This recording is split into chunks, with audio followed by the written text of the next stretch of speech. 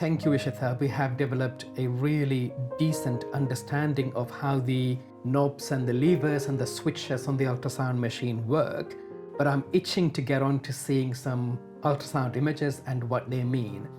Let's look at early pregnancy findings first. How does a normally sighted early pregnancy look on ultrasound scan? So let's have a look at a normally sighted intrauterine pregnancy. So you can see in the first figure, we can see a gestational sac located on one side at the top of the uterus. So this black area or the anechoic circular area. And you can also see a white echogenic ring around this. This is called as the decidual reaction. So very important to get the entire sac, the endometrial cavity and the endocervical canal all in one line, and this will ensure that yes, this pregnancy is sighted in the endometrial cavity. Let's have a look what is happening inside the gestational sac. So here we can see the yolk sac, which is that circular ring, and that provides nutrition to the embryo until the placenta takes over. We've got the fetal pole, and we've also got a faint halo around the embryo, which is called as the amniotic cavity, and you should be able to see that anywhere between 7.5, 8 weeks. And then certainly this black area is the gestational sac. Now, as per the standard for the performance of ultrasound scan in early pregnancy units, you need to take the measurements in a very standardized way. So if you are able to see the fetal pole, you will be measuring the embryo in the sagittal plane from the top to the bottom, and later on this is also called as a crown rump length. If there is no fetal pole, there is a gestational sac and a yolk sac, then it is very crucial to measure the gestational sac in 3 planes so that we've got a mean gestational sac diameter. Yolk sac, if measured, should again be measured in 3 planes. So the important thing in an early pregnancy scan is locating where the pregnancy is. Once you have located the pregnancy, you need to establish the viability. So whether there's a fetal pole, and if there's a fetal pole, whether there's a fetal heart or not.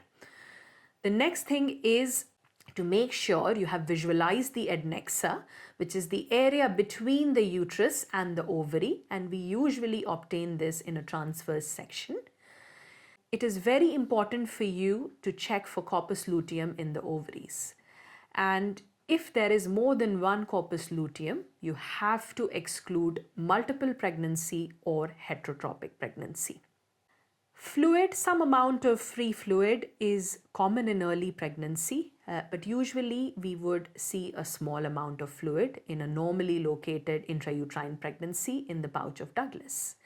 You need to quantify this. Is it small, is it moderate, or is it large? So if you are able to see fluid until the posterior margin of cervix, it is small. If the fluid extends up till the mid part of the uterus, it is moderate. And if it is above the fundus or extending into the Morrison's pouch around the liver, it is large. Thank you, Ishita. That's really good detailed information about what a normally sighted pregnancy should look like. Can you tell us a bit about the dimensions that we might be expected to see in early pregnancy from these measurements? Absolutely, Prof. So on transvaginal scan, if you are seeing a gestational sac without a fetal pole, and if the mean gestational sac diameter is less than 25 millimeter, the recommendation by NICE is to perform a second scan in 7 days from the last scan. And we call the pregnancy as pregnancy of uncertain viability. If you are able to see a fetal pole, but there is no visible fetal heartbeat, you measure the crown rump length, and if it is less than 7 millimeter, it is pregnancy of uncertain viability, and we repeat the scan in 7 days' time. Whereas, if the crown rump length is more than equal to 7 millimeter with no visible fetal heart, or if the mean sac diameter is more than 25 millimeter with no visible fetal pole, you either get a second opinion to confirm a non-viable pregnancy or repeat the scan in a minimum of 7 days after the last. Thank you, Ishita. So we know what to expect if it's a normally sighted intrauterine pregnancy. But what about the pathologies that we see in early pregnancy? Let's perhaps start with ectopic pregnancy and how that might look on ultrasound scan. So let's have a look at the most common type of ectopic pregnancy, which is the tubal ectopic pregnancy. Now here in the image you can see this is a transverse section of the uterus, and we can see an adnexal mass, and this is an empty gestational sac with some trophoblastic reaction or decidual reaction around it, and it's also called as the tubal ring or the bagel sign. Now it is important to visualize this empty gestational sac separate to the ovary, and when you are moving the probe you have to ensure that this empty gestational sac in the adnexa is moving separate to the ovary. You will be able to see that there is some echogenic area in the endometrium, and this is the decidual reaction. So it is not uncommon to see a decidual reaction or some fluid in the cavity, also called as the pseudosac, in approximately 20% of ectopic pregnancies. You can also see some free fluid on the right hand side in the first figure. And free fluid with echoes is more suggestive of an ectopic pregnancy and would be present in approximately 56% of all ectopic pregnancies. The ring of fire appearance is also very common, and it just demonstrates a high blood flow in the peripheral blood vessels around the gestational sac of an ectopic pregnancy, and you will also see this ring of fire appearance in the corpus luteum. Now, in some of the cases, we may not see a gestational sac with a concentric decidual reaction around it, but what we may see is a non-cystic or an inhomogeneous mass in the adnexa, and that also represents tubal ectopic pregnancy. Thank you, Ishita. So that is how you would diagnose an ectopic pregnancy on ultrasound scan. What about cesarean scar pregnancy? What are the features that you are looking for on the ultrasound scan? So 1 in 2,000 pregnancies will be cesarean scar pregnancies, and transvaginal scan is a good tool to diagnose cesarean scar pregnancy. In the figure, you can see that there is a teardrop shaped gestational sac with a yolk sac and fetal pole, which is embedded in the cesarean scar. So a cesarean scar pregnancy is implantation of the pregnancy in the myometrial defect at the level of cesarean section. And you can see the location is at the level of internal os. And how will you identify where the internal os or where the lower segment would have been when the cesarean section was done? And an easy way to identify that is your vesicovaginal fold, which is the area between the bladder and the vagina and the cervix. The next thing which we can see is there is a prominent trophoblastic reaction around this gestational sac, so that white echogenic ring. If you look at the uterine cavity, it is empty. If you look at the red line, it is demonstrating that we've got an empty uterine cavity and an empty endocervical canal. The myometrium, which is between the serosa, that is between the bladder and the gestational sac, is thin, anywhere between 1 to 3 millimeter.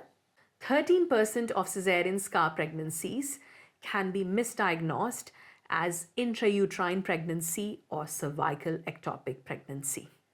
Thank you so much, Ishita. That is brilliant information on ultrasound features of a cesarean scar pregnancy. We do have a separate video on cesarean scar pregnancy in terms of diagnosis and also management that the candidates might want to look at. But let's look at the last pathology of interest in early pregnancy, which is molar pregnancy. So what features do we see with molar pregnancy? So molar pregnancy is a type of premalignant gestational trophoblastic disease. And early on in pregnancy, when we are talking about complete molar pregnancy, we might see a polypoid mass, which we can see in this first figure here. And later on, around 8-week onwards, it might appear as cystic spaces in the villus tissue. And the most important thing to note with complete molar pregnancy is that there is no identifiable gestational sac. And transvaginal scan has got a very good sensitivity of 95% with a positive predictive value of 40% to diagnose complete molar pregnancy. Whereas a partial molar pregnancy, you will have an identifiable gestational sac and the surrounding decidua would be enlarged with cystic spaces in it. But the sensitivity of transvaginal ultrasound is lower than that for a complete molar pregnancy, around 20% with a positive predictive value of 22%. But a very important point to note that transvaginal scanning can only suggest whether it's a molar pregnancy or not. The definitive diagnosis is a histological diagnosis. Brilliant. Again, we have a video on trophoblastic disease that the candidates can look for further information in terms of what causes trophoblastic disease, how to diagnose it, what's the prognosis, and how to manage. All of that is covered in that video. But let's move on to question 8, which is what does a normal pelvis look like in terms of general gynae scanning? We need to know what is normal pelvis before we start to identify pathology. So what does a normal pelvis look like on ultrasound scan?